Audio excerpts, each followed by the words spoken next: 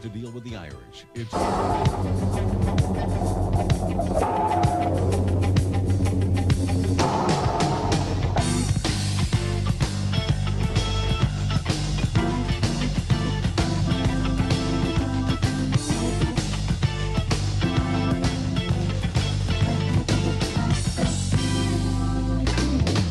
From New York, still more dangerous than Panama. It's Late Night with David Letterman. Tonight, sportscaster Frank Gifford, actor-director Michael Moore, and musician Michael Penn. Plus, Paul Schaefer and the world's most dangerous man. And now, a man whose hobbies are skydiving, big game hunting, and lying about his hobbies, David Letterman.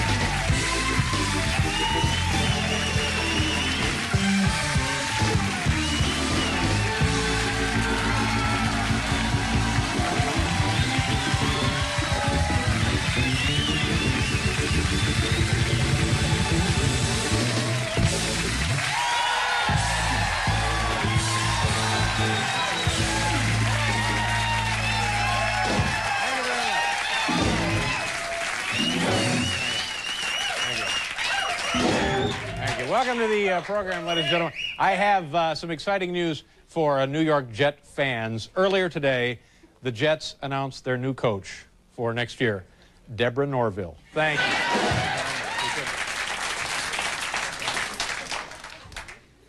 And, by the way, ladies and gentlemen, a new tradition has begun. From the Vatican, if you see black smoke signals rising from the Vatican, it means they're hiding another dictator. Thank you. Thank you very much.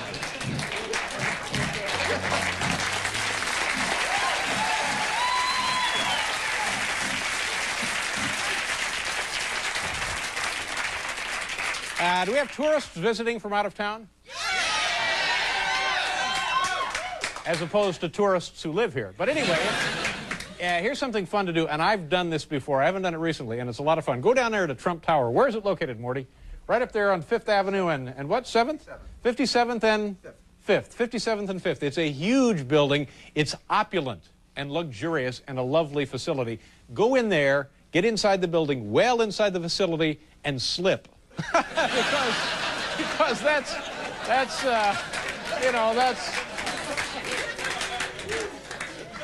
what insurance is for, you see. And I guess it's no secret by now that Time magazine has named Mikhail Gorbachev as Man of the Decade. And I think that's pretty impressive. And interestingly enough, the voting was very close. Coming in second, kind of a surprise, Howie Mandel.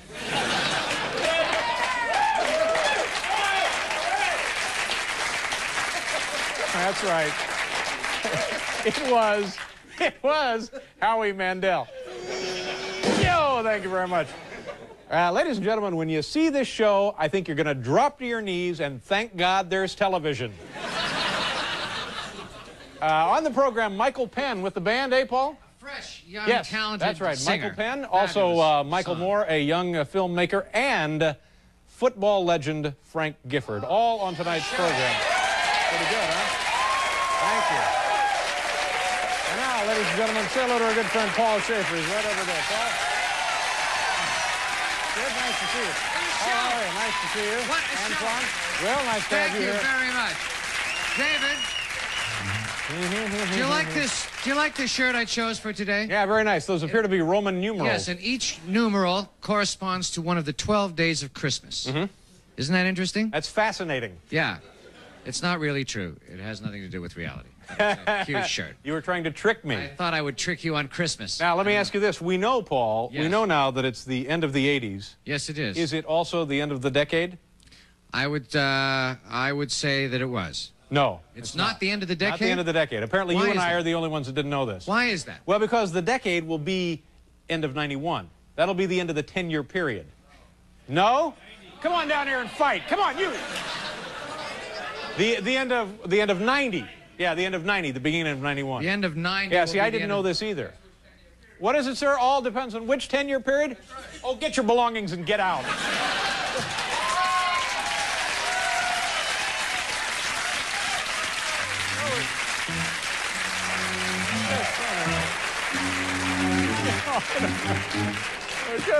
We're just trying to do a little show here.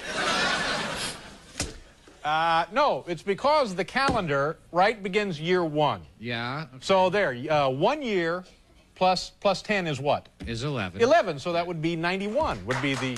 So,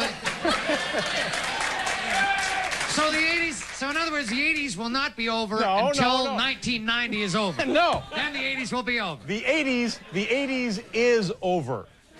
The 80s are over. The 80s is over? The or 80s is are over. Make up your mind. The decade ain't over. Ain't over. No, it ain't over till 90. It's not over till it's over. Is that right, sir? Yeah. Dr. IQ, is that? Thank you very much. Whew, I'm glad we got that cleared up. And, boy, is it cold. How cold is it outside, Hal? Do we have the temperature? Get the temperature, and then we'll get on with the show. But it was... and you know why, Paul? You know why it's been so cold lately? Of course. Why? High pressure. No, not only high pressure. The Arctic Zephyr. Oh, I've never heard of that. What is the Arctic Zephyr? It comes blowing down from the Canadian wilderness there and freezes everybody. Yeah. And we'll find out how cold I don't it is. believe in the Arctic Zephyr What do you anymore. think? Is it time to take the tree down or not? Has the tree been...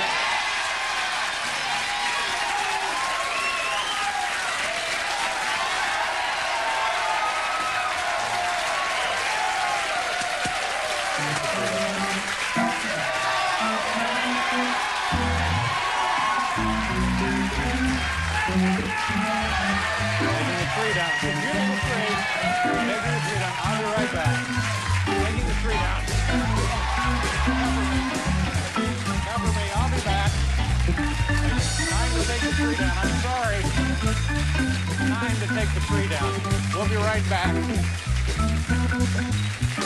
Oh, I hope it... Hi, could you hold that for a second, please? Yeah, thank you very much. Hi, nice to see you. Here you go.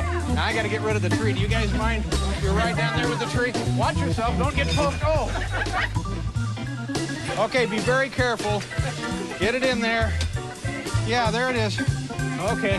I'll see to it that you all get a car. All right, bye-bye. Here, watch that. Oh, my God, look at this. Okay, there. It's all yours. Don't worry, it's been fireproof. Well, there we got rid of the tree. I think I'll go through here, actually. You don't mind. Everybody all right in here? Okay, good. Thank you very much.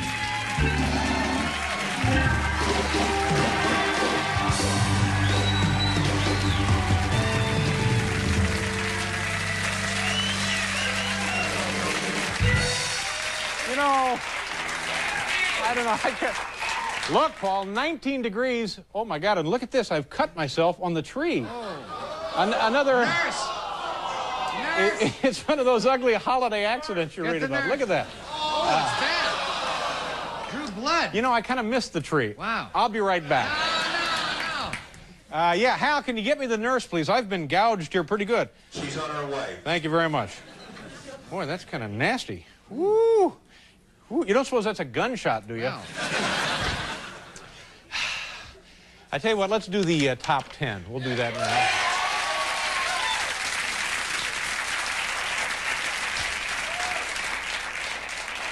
Paul, how many times has holiday fun turned into tragedy? Oh, see that? It's just... And you used all the safety precautions, too. That's Yes, I did. that's I the sad. disconnected the lights. Yeah, I made sure I was grounded. yeah. Thank you very much, sir. Oh, it's Mr. Decade up there. He's going to be giving us... Here comes my manager, Jack Rollins. He'll take care of this.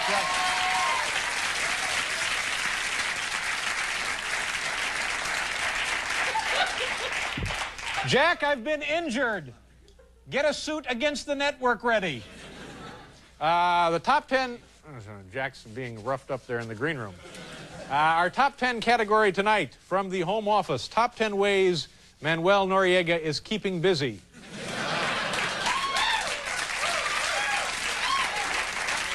He's down there in the Vatican Embassy, the Papal Nunciate. Yes. That's what where does that he is. mean, Papal Nunciate? What does that Papal Nunciate means Vatican Embassy. I see. Hey, how about that Bjorn Nitmo? Have you been watching him? He is so fabulous. I like having that. Whenever the thing here, this tonight, slows down, I'll invoke Bjorn Nitmo. You can always do that. Yeah, whenever things come to a... Maybe I won't. Okay.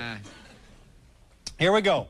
Top 10 ways Noriega is now keeping busy. Number 10, bare knuckle boxing with Papal Nuncio. Number 9, testing Domino's Pizza 30-minute rule.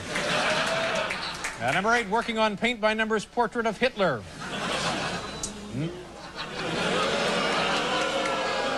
Friends of Mr. Noriega. Number 7, 2 words, TV golf. Number 6, has already sold consulate staff $1,200 worth of Amway products. Number 5, loafing on the couch, reading Elle magazine, and eating instant coffee crystals right out of the jar. I actually heard someone do this. Ew! Oh. Number 4, watching blooper reel from Ayatollah's funeral.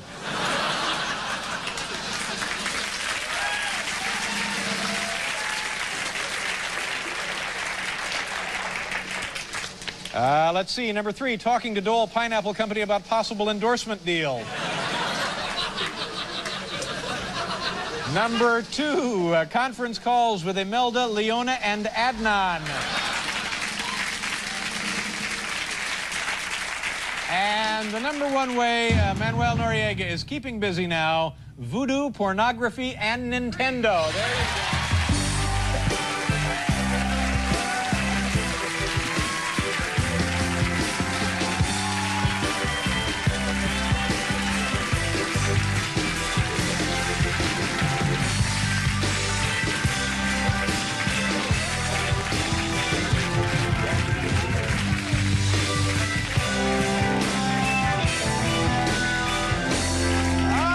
go. We'll do a commercial. We'll be right back here, folks, with Frank Gifford. Is the nurse on her way?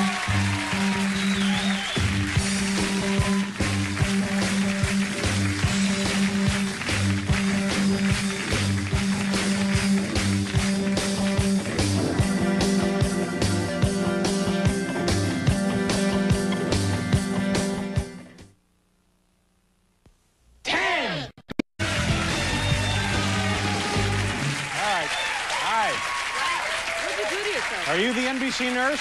I'm a temp. You're a temporary nurse, but you're an actual nurse, aren't you? What is that you're rubbing on the wound? Gauze pad. And what else? Is some kind of preparation, some kind of medicinal preparation there? No. A little alcohol? Whatever you want. Well, is there alcohol on there? No. Okay. Yeah, I hurt my hand. I'm sorry. I see that. I went after a purse snatcher. Oh, I thought you went after a tree. No, I was a big guy, much bigger than me, grabbing purses, and I took a poke at him. Do you have anything as practical as water here? Do we have any water? Yeah, we have some water. Better hurry up, Mr. Gifford's out there. Oh, dear. No, it's... What is... This is very unprofessional. Yeah, this is standing water we get right off the street. What do you mean is it clean? Boy, oh... Ah! Oh, my God! I always do that, you know. Please don't. Many people are sick of it, but I always do it. I enjoy it. What is your name? Anne. Anne, nice to have you here. I'm glad to Do you have a be nice here. holiday? Wonderful. Oh, good. And you? Yeah, pretty good, sure.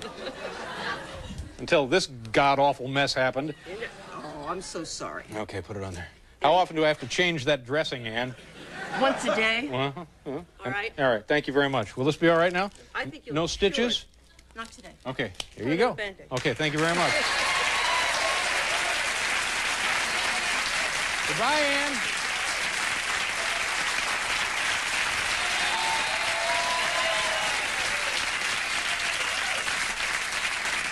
See, this is the kind of thing you should get a professional to do. No use trying to do this yourself. You get a professional job on that. Very wise. That's right. to do So that. I have no medical worries now. Oh, I forgot to ask her about tetanus. Now, how about insurance? Yeah, insurance. We'll look into all of those things and Right. Our first guest is a member of the college and NFL football Halls of Fame, and for 19 of its 20 years, he has been a commentator for ABC's Monday Night Football. Ladies and gentlemen, please say hello to one of the greats of the game, Mr. Frank Gifford. Oh, Frank. Frank, pleasure to meet you. Thank you very much for being here. I'll be all right. Thank you. Frank Gifford, ladies and gentlemen.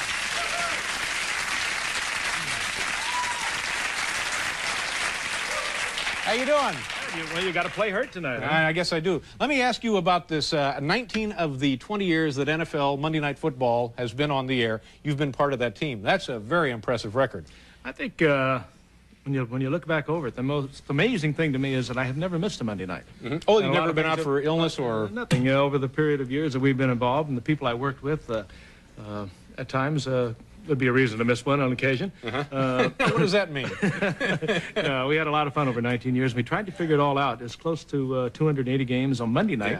Yeah. Plus, you remember, we had the Thursdays, the Fridays, and we had the Sundays, Sure. and made them all. And if you figure out about 3 hours and 10 minutes per game, you multiply that, it's a lot of hours. But the games are now getting a little longer, aren't they? 4 hours is not unusual. Yeah, they put in a couple of rules a couple of years ago, and they were supposedly to speed things up, but I think the instant replay has changed a lot of things. Well, and I also heard that the new guy, Paul Tagliabue, is interested in like a 6-hour game.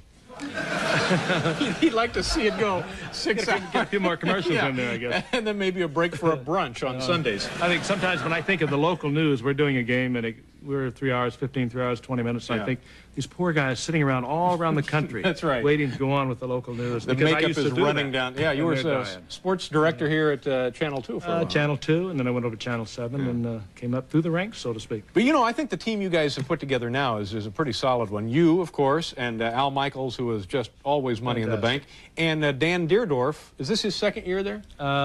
Third year for Dan. Third year. He's really very good, isn't he? No, it's actually second year, third year for Al. Dan is amazing. When I've known him for a lot of years, I didn't know that much about him. But I've never known particularly somebody that has come from in the pit, so to speak, as a lineman. Yeah. To know that much about football. Well, you know, that's a dangerous combination. Somebody who's smart and also big. Well, I've learned that. Yeah. He kind of sits down and takes over the booth, and there are a couple of them that we don't all fit in. Dan comes in, and he doesn't have a little brunch. He just kind of grazes a little bit. But he's an amazing guy. When he looks down at a field, he sees everything. He would have been a wonderful coach. He really would have been. Do you think there's a possibility he'll... Well, now, what about you? Did you ever want to coach?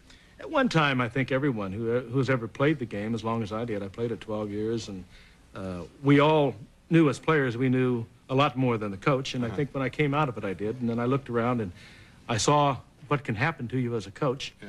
You're totally dependent upon the people they give you and the players involved, and if you don't have them, you wind up like a Joe Walton. Yeah, now what about that? Assess for us his ability as a coach, if you can. It's very difficult for me, and I have to look at it in two ways. I played with Joe Walton several years, and he is a great friend. Ginger, his wife, and Tiger, his son. You played with all of them, Frank? I knew I'd walk into one. This is the old NFL when they allowed wives playing. That was strange. You got me, not Nitmo. Nitmo's out trying to get his visa extended so he can go in through the playoffs. He's Finnish, is that right, Bjorn? Or Danish? Oh, no. Norwegian? Finnish, yeah. But, no, I played with Joe Walton, and so I have a very close feeling about him personally. Is he a good coach and just didn't have the players? Joe Walton is one of the finest offensive coaches in the business. It's very difficult to be a head coach. Yeah. It's crazy now. The I don't know NFL what it takes something totally different. You have to be able to deal with different personalities. It's huge business these days, isn't it? Oh, it's enormous. Yeah. But when it comes down to the head coach, I mean, he has to deal with all these different personalities that come from different backgrounds. He's telling a player that you must do this, and the player is making 5 times what he's making. Now, let me ask you this. Your first paycheck, your first yearly sum of money for playing professional football was how much? I knew you were going to embarrass me.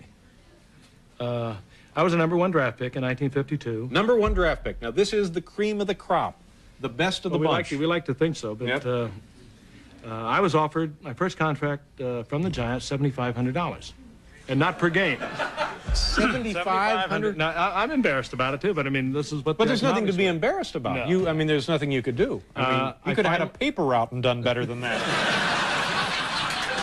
I thought of getting one. Yeah. really is amazing, isn't But it? that's the way it was in those days. And I held out, and I held out, and I held out, and I signed for $82.50. Oh, man. Now, in those days, I you had were... a bad year, and they cut me the next year to $8,000. Is that right? See, that's where they were not goofing around in those days either. Yeah, we also played in front of crowds in the Polo Grounds. A lot of people don't realize the Giants played there. Yeah. We had crowds. We had one crowd of 9,000 people. Yeah. And we were playing the St. Louis Cardinals. It was a rainy day, and nobody came. Yeah. That was in the days before football really burst into the popularity. And then 4 years later, we won the NFL championship, and I think after that, which by the way wasn't even sold out. Is that right? The championship game? Championship game against the Bears in 1956, Giants and Bears was not sold out. Yeah. And after that, it just skyrocketed. 7,200 these days is just jock money. And just you toss it to the ball boy. Yeah, exactly. Let's do a commercial here, and we'll come back with Frank Gifford.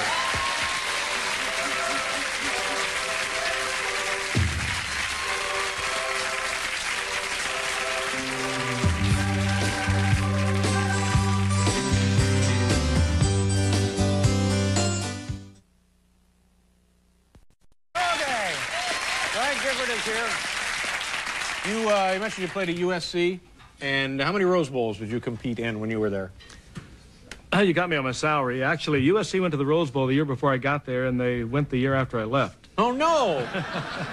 So you never played, it, and no. there is no kidding. It's kind of fortunate in a way, because I played in the East-West game, and the Giants came out and scouted the East-West game, and that's when they decided to draft me. Yeah. And then you played professional football and made a really smooth, pretty solid transition into broadcasting. It was different when I was playing in the early 60s. I actually was doing local news at WCBS TV here in New York while I was playing. I'd go up and practice at Yankee Stadium and finish practice and come down, do the local news, and I did it year-round. Yeah. And how were you approached to get the Monday night job? I was playing golf with Rune Arledge, and he asked me, what do you think about Monday Night Football, prime time? And I said, I think it's great. And he said, what do you think about Howard Cosell? And I said, I don't think that's so great. Yeah. And he said, well, what are your ideas? And he said, could you do it? And I told him I had another year on my contract at CBS, and I suggested he talk to Don Meredith, who was happened to be staying with me at the time. And he talked with Don the next day, and Don had made a deal with CBS, but he went up and talked to CBS, and they let him out of it. And then the next year I joined up, and my contract had expired at CBS, and we hung around together for 8 or 10 years and had a lot of fun with it. Tell me about you and Meredith as friends. You guys got to be friends, obviously, playing professional football, college football? I met him first as a player. Yeah. In the last few years that I played, he was the expansion quarterback for the Dallas Cowboys, and that means your body is battered and beaten. And I admired the way he played, the skill as a player, but the way he survived it. And I got to know him, and we traveled a great deal around the country during the off season, and we went to Europe together, and we were in Hawaii shooting ads, and we just got to be great friends, and we still are. I talk to him 2 or 3 times a week, and now tell me what it would be like at the height of Monday Night Football, the first time it was really hot with you and Don and Howard, and you guys would blow into a town, say Minneapolis. Say any town. Well, and you get in like there Denver what or something. Denver. I have more keys to more cities. But the first time a city had the opportunity to showcase their football team on Monday Night Football, it was a huge pride. thing. Yeah. And of course, at the time, Howard made it a lot bigger because he was there, and he let everyone know that. Now, Frank. Well, no, I mean the man could work a town like nobody I've ever known in my life. Yeah. And but what we want to know, you and Don in the town, anything? They was there. I mean, they were the key to the city. I know the key to the city. But... I'm an honor. Oh, well, what are you getting at? Well, I know. Was there ever any, good-natured hijinks? There was a lot of good-natured hijinks. We had a lot of threats on not our lives in particular. Wait a minute, I'm talking about good-natured hijinks. I don't know you that well. I don't know what your definition of hijinks would be. I think just about anything and everything happened. Yeah. Okay. We'll let it go at that. And speaking of things happening, you're awaiting the arrival of I guess a baby boy. Huh? A new baby boy. You and your wife, the lovely Kathy Lee. Yeah, that's right, with Regis. Yeah. Although I mentioned that with Kathy Lee. Kathy Lee. There you are. I used to think it was Vicky Lee. I mentioned Regis there like he had something to do with the baby, but I know for a fact that that's not the case. No, not in the middle of March. We're expecting a little boy. Now, explain this to me. You're going to have, how many children do you have? Well, I have 3 children. 3 children. And 5 grandchildren. And 5 grandchildren. And I'm going to have a new little baby boy. And the best way we figured out, my little son will be my grandchildren's uncle. Works that way, David. That's confusing. Your son will be the uncle of your grandchildren. And any other odd relationships like that? Well, no, he'll just be the brother of your other 3. He'll be the brother of the 3 of my own children. Yeah. And Kathy Lee's brother-in-law. No, Kathy Lee's son. Lee's son. That's right. It all works. I promise you. Well, you're. I mentioned earlier you're a football legend, but you're just solid. You're money in the bank, and people just seem to really, really be fond of you. And I couldn't be happier for you to have another addition to your family. And it was a pleasure to meet you. David. Thanks pleasure. for coming over, Frank. We enjoy it. Frank Gifford here, ladies and gentlemen. We'll be right back.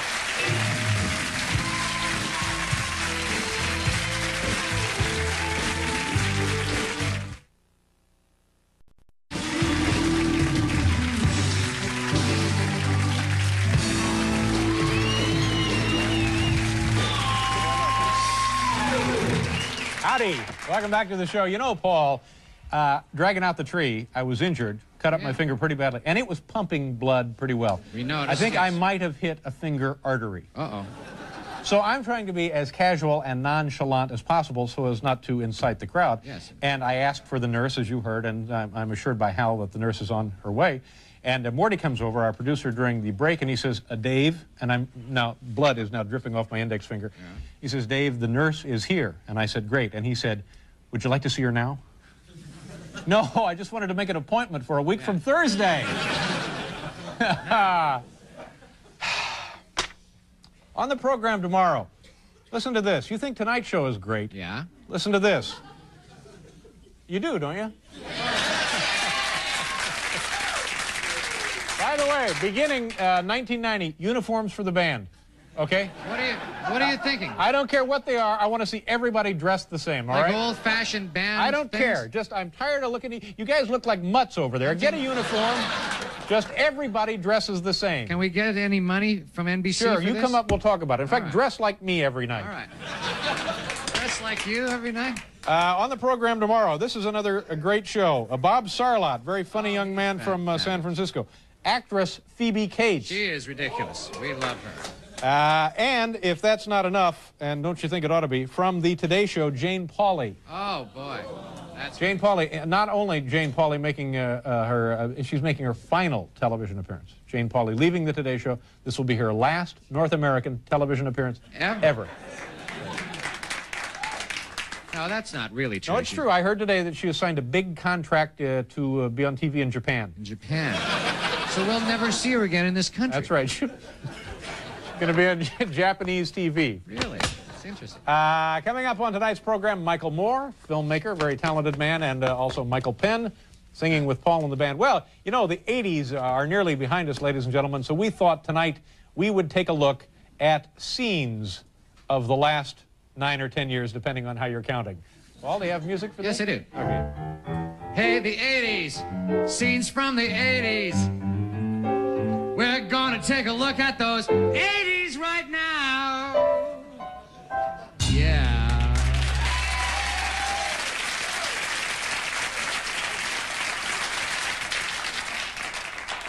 Did you really try on that song, Paul? Yes, that's a composed song. I've used it before Oh, fine, thanks. on another network. Oh. On cable. I used it on cable. Uniform, seriously. Here we go.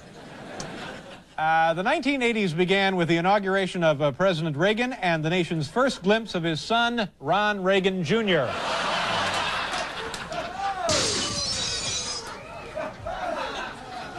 It's a glimpse of the 80s. You know, controversy surrounded the wife of Democratic candidate Michael Dukakis. Here, Kitty Dukakis welcomes news cameras on a tour of their Massachusetts home.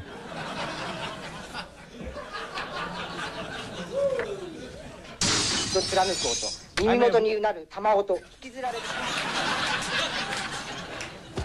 think I lost too much blood. You know, certain financial practices came under question during the 80s, such as this board of directors meeting at a typical savings and loan company. The Reagan administration authorized a secret mission to Iran in which Oliver North presented their government with gifts such as Jiffy Pop and Batman hats.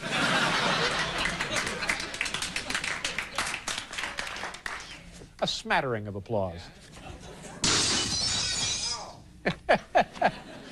1989 witnessed some trouble in the American media, such as the uneasy relationship between Jane Pauley and Deborah Norville. There they are. Why, you oughta.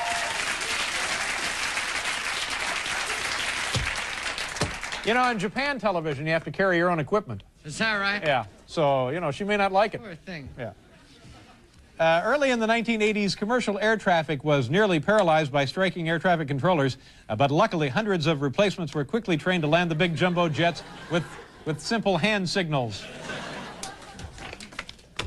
CBS News was acutely embarrassed when it was revealed Dan Rather and his associates paid a fortune for this so-called war footage from Afghanistan.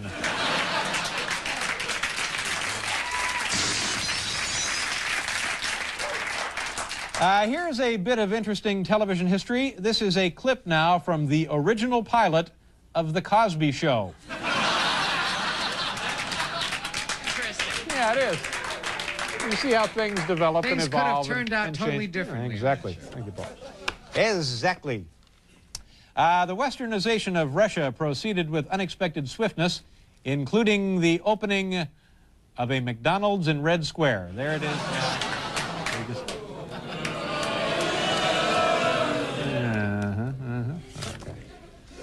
Okay.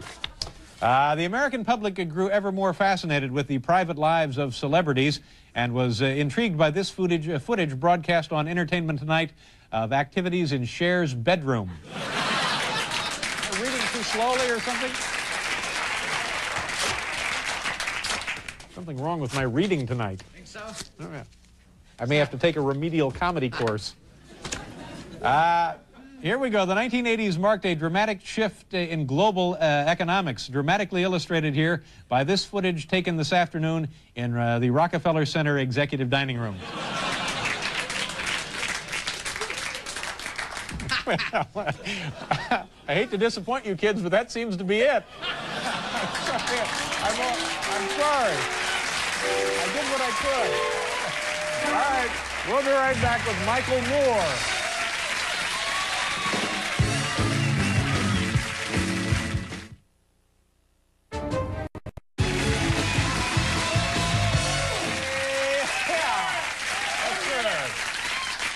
Yeah, Jane will be over there in Osaka doing Daihatsu commercials. Gee, the poor thing.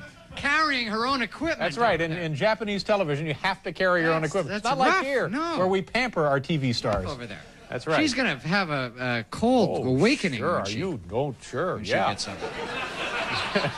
up. Tell me about it. And she has the kids and her husband, cartoon boy. Gary Trudeau, right.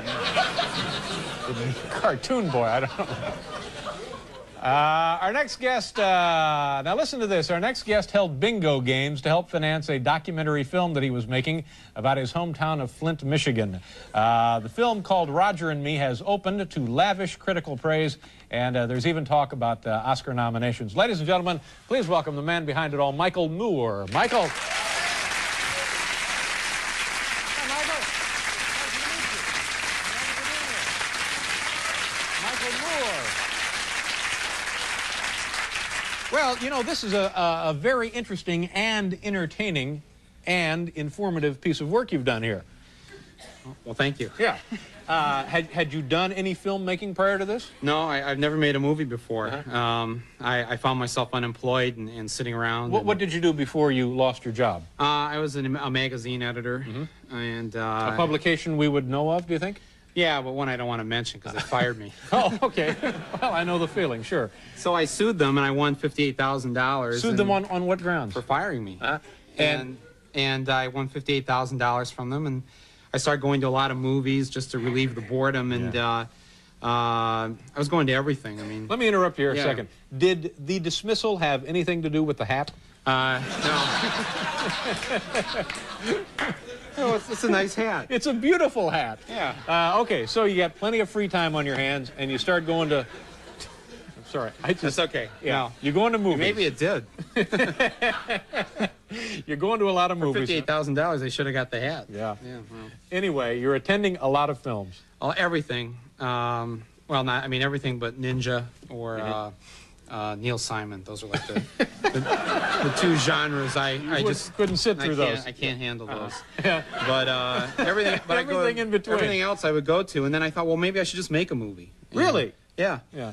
And Yeah. now, when you, a lot of people may have thought that, you know, maybe I Yeah. could be an actor or a singer or a dancer, whatever. You said, maybe I should make a film. Well, fine, but then what do you do? Get a camera and just start shooting. That's it. I know, but you make it sound so simple. Where did you get the camera, and where did you get the film, and how did you know what to do? And Well, I can't really say where we got some of it, but you know. anyway, it seemed to work out. Anyways, yeah, and 3 years later, Warner Brothers is distributing my movie all across the country. Now, see, this is just amazing to me. This is really another version of the American dream. Well, yeah, except this one's a reality. Yeah. You know.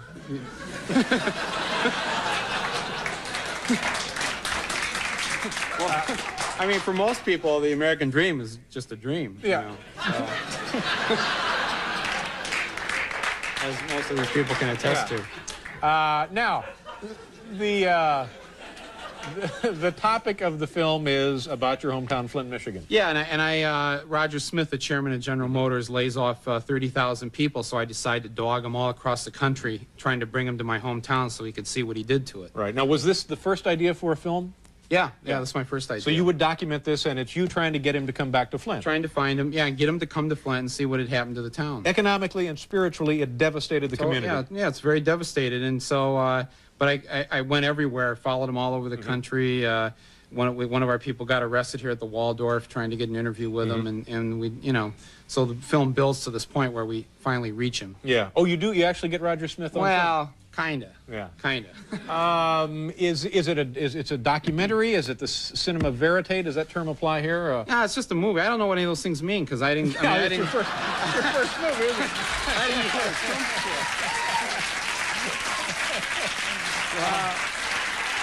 Now, we have a couple of seconds of the film, is that correct? Yes, we do? Okay, do you know what we're going to see here? Yeah, well, the town is devastated, and so it decides to become the tourist mecca of the Midwest and try and bring 1 million people a year to Flint for a vacation. So to kind of pick up the spirits of the community. pick up the spirits, they decide to become a big a tourism destination. Okay, here are some scenes from Roger and Me. Watch closely. You don't usually think of tourist attraction when you think of Flint, but people here in Flint would like to change that, and they're willing to go to some pretty extreme lengths. Flint officials would like to see the local tourist economy explode. We've got some great facilities as far as places to stay, interesting places to see, museums, and it's a nice community to visit. This is our visitor's logbook. I see West Germany here, Australia. Jackie, what are some of the things that visitors ask us here? First off, where is the bathroom? That's the question I get asked most. Then, what is there to do in Flint, basically?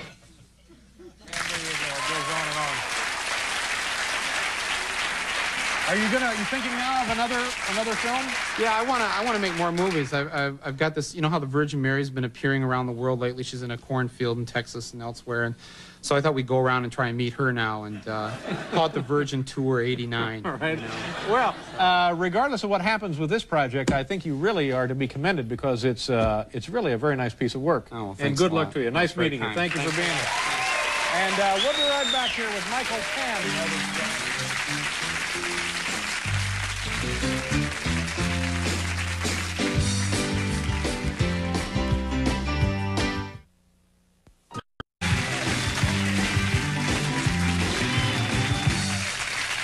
You know, over there in Japan, they don't fly; they ride the bus from town to town too.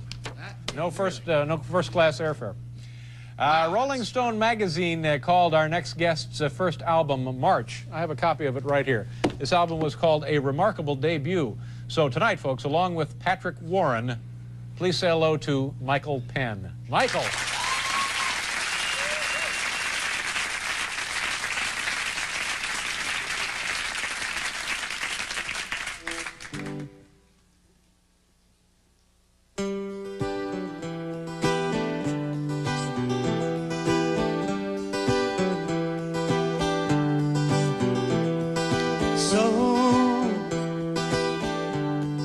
She says it's time she goes, but wanted to be sure I know.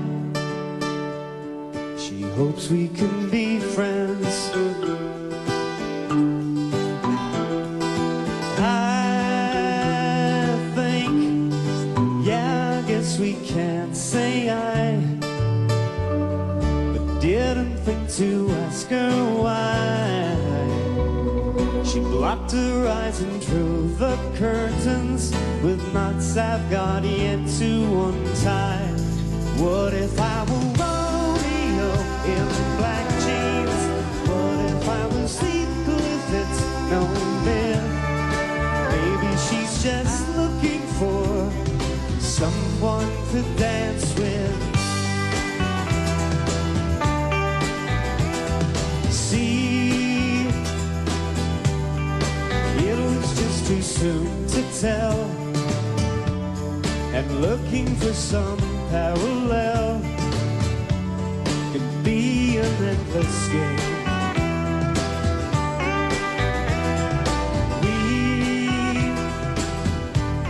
We said goodbye before hello. My secret she will never know. And if I dig a hole to China, I'll catch the first jump to Soho. What if I were Romeo in black jeans? What if I was Heathcliff? It's no man. Maybe she's just looking for someone to dance with. Sometime from now you'll bow to pressure. Some things in life you cannot measure by degrees. I'm between the poles and the equator. Don't send no private investigator to find me, please. Unless he speaks Chinese and can dance like a stair on the seas.